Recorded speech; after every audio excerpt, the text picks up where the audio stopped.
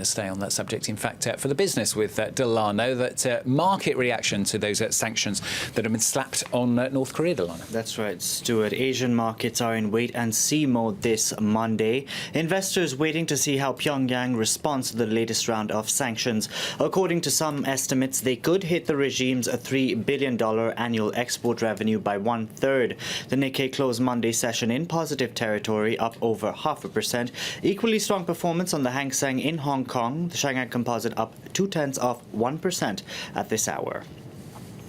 Next, tensions are running high in Silicon Valley. This after an unnamed Google engineer circulated a 10-page document inside the company. In it, he alleges that Google's left bias has created a politically correct monoculture. He goes on to say that the abilities of men and women differ in part due to biological causes, and these may explain why we don't see equal representation of men in technology and leadership. Google executives have meanwhile denounced the memo, saying it advances incorrect assumptions about gender. Now, food safety authorities in Belgium have admitted to knowing about the contamination of eggs from Dutch farms in early June. This several weeks before the issue was made public. The food safety scare is affecting several countries in Europe. Millions of eggs have been pulled from supermarket shelves in Germany and Belgium, as well as the Netherlands. Berlin is frustrated that Belgium took so long to inform its neighbors of the pesticide contamination. Now, the Netherlands is the largest exporter of eggs in Europe. Each year, the country exports 65% of some 10 billion eggs. Going to talk about Kenya now on the programme. Presidential elections are being held there on Tuesday, in fact. The economy is pretty high up on voters' minds. It is indeed, Stuart. Kenya is East Africa's economic powerhouse, but despite becoming more and more prosperous, wealth is not being equally distributed. Youth unemployment, for instance, remains high, and around 40% of the country remain below the poverty line. Alexander Okot reports. In a high-stakes election, Uhuru Kenyatta has put the economy at the heart of his campaign. The incumbent president has gone on an infrastructure spending spree. During his 5-year term, he's built over 10,000 kilometres of new roads, as well as a new railway linking the capital to the coast. The new Chinese-built line, known as the Madaraka Express, has cut the journey time from Nairobi to the port of Mombasa from 12 hours to just over 4, and will eventually extend into other parts of Africa.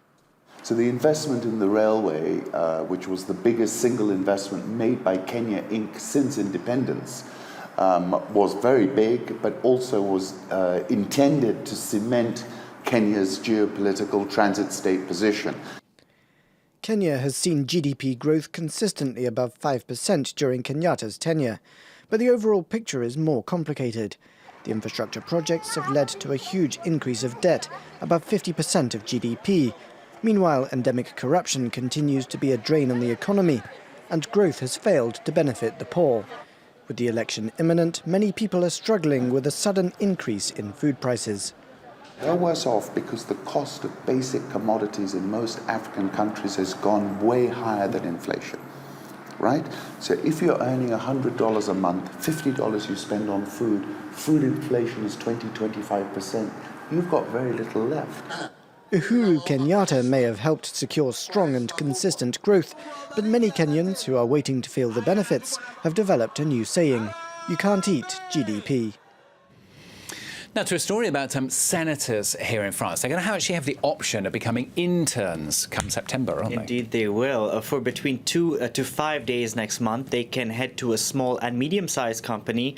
The aim is to better understand the local economy and how small companies function. The senators will not be paid for the internships, nor will they be allowed to work in their constituencies. The aim is to get real-world experience without politicizing the internship.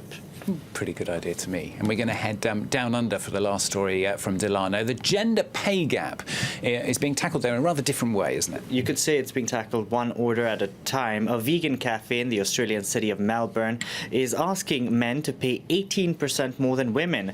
The owner of the Handsome Her says so far no one has refused to pay the tax, which is optional. The 18% premium goes to a non-profit women's service group. I wonder if they did that here in the canteen.